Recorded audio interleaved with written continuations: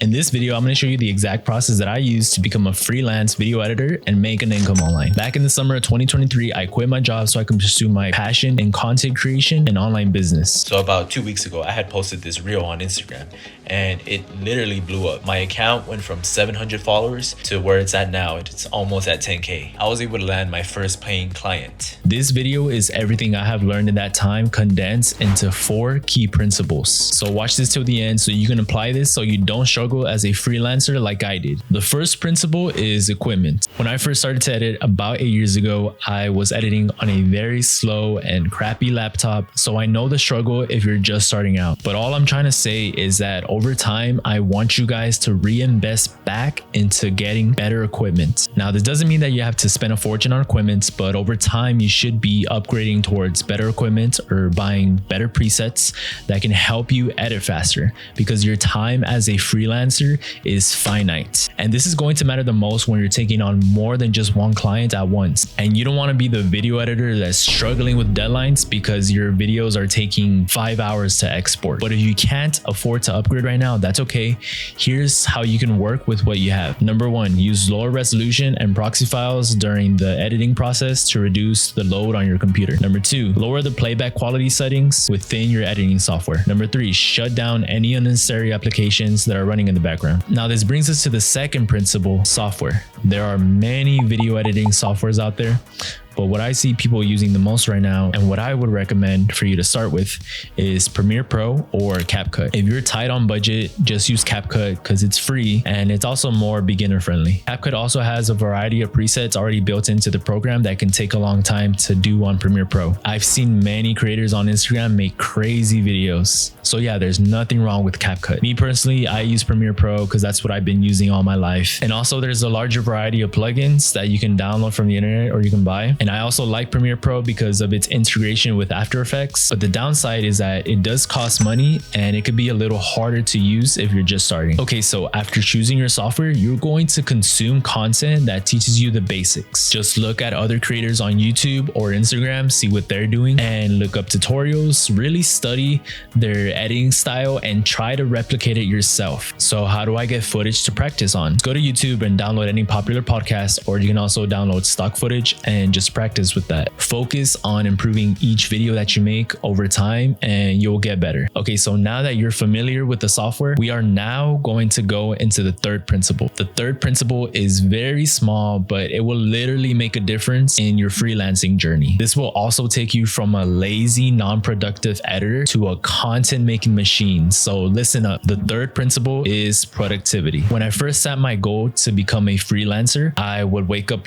late in the middle of the day and I would edit a couple videos, practice a little bit, but the work input that I was putting in every single day was not giving me the results that I really want. And why is this, right? Most of us mess up because we don't have structure or we don't have systems in our lives. You need to be implementing deep work. Before you go to sleep, I want you guys to plan every minute of the following day by time blocking. Now, you can use Google Calendar to do this. Create specific time blocks during the day solely dedicated to video editing or looking for clients. This will really help you stay on track of your goals and will prevent you from wasting time. Okay, so once you're ready to sit down and you're ready to get to work, clear out your desk and turn off your phone to reduce distractions. Just begin working on your projects for a time period of 60 to 90 minutes. Focus solely on your work. To avoid burnout after every 60 to 90 minute session, just take a 15 to 20 minute break. Do this and you'll get ahead of 99% of freelancers. Okay, so now that you're confident in your editing skills, you are ready to start selling your services online, which brings us to the fourth principle, which is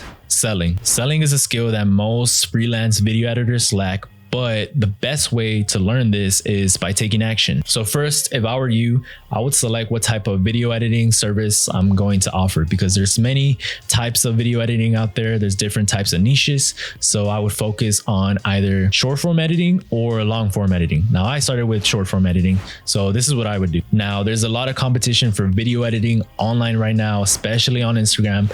That doesn't mean that you can't get any clients. One way to make yourself stand out from most freelancers out there is to create an offer for a very specific client and to make yourself more valuable than just a video editor. If you can find a way to provide more value for your clients, or in other words, get your client more engagement, more views, or more reach, then the client will literally be begging you to come work for them. For example, you may be a video editor that does these amazing animations and crazy things like that, right? But your client could just hire somebody that does just as good as a job as you for way cheaper. Short form editing is all about keeping your viewers engaged. So if you're able to master this skill, you will become more valuable to your potential client. Now, I want you to understand that selling a video editing service can be very difficult if you have no experience at all and if you don't have a portfolio. So you're gonna have to put your ego aside and realize that you might have to work for free. This is how you get the experience. Make sure to listen up on this part because most videos on YouTube out there will not teach you how to sell as a freelance video editor. Method 1, outbound leads. You have to go and make people aware of your service. DM or email content creators and offer them a small service for free. You're gonna have to send as many messages as you can because when you first begin, you're going to get rejected a lot and most people won't even reply to you. So you have to get over the fear of rejection and just simply move on to the next person. This is where most people give up, but eventually you'll get somebody that is interested in whatever you're offering. Don't just copy and paste the same message or the same email. No, you're gonna have to customize every single DM or every single message for your target clients. Here is a simple structure that you can use when you're sending out DMs or emails. Number 1, greet them. Number 2, mention that you came across their page and compliment them on what they're doing. Number 3, mention to them that they are lacking something or make them aware of the problem they have. Number 4, introduce what you can do for them to solve that problem. And number 5, ask them if they're against the idea of you offering a small number of videos for free. So here's a quick example. Hi Andrew, I recently saw one of your reels on my Instagram and I checked out your page and I really found your content very valuable. I noticed that you have only posted 3 videos within the last week and your content has been inconsistent lately. I can take over the editing for you and help you pump out more content to increase your reach.